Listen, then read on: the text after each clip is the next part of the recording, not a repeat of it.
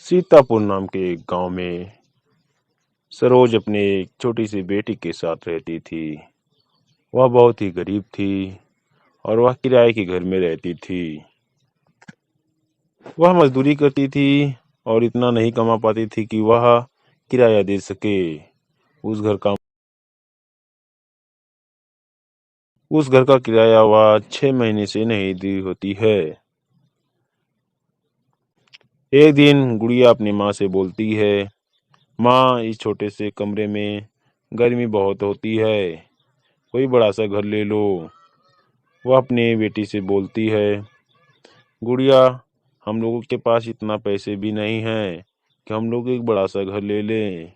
इस घर का किराया अभी हम भर ही नहीं पाए हैं।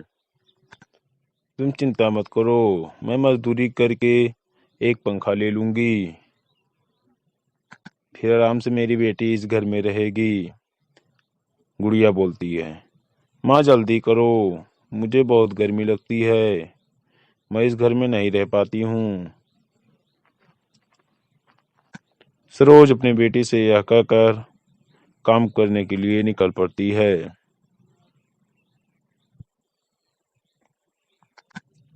वह काम करके लौटती तो शाम हो जाती है।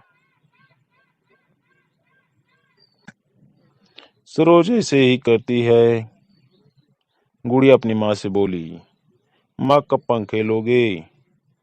मुझे अब रहने का मन नहीं करता, इस छोटे से कमरे में बहुत ज्यादा गर्मी लगती है।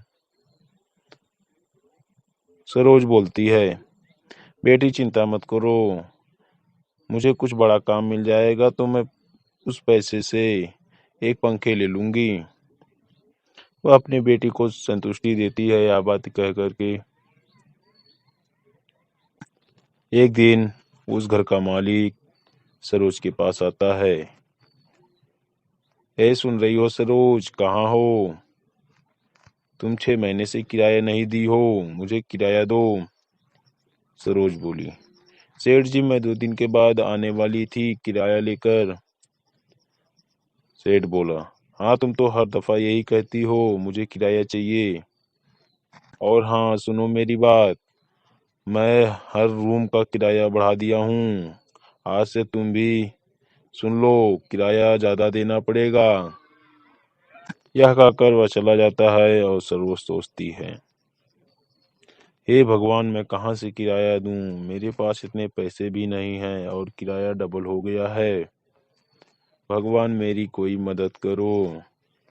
यह सरोज कहती है और दूसरे दिन उसके घर में बहुत ढेर सारे पैसे रखे होते हैं। सरोज यह देखकर चौंक जाती है और वह भगवान का धन्यवाद करती है।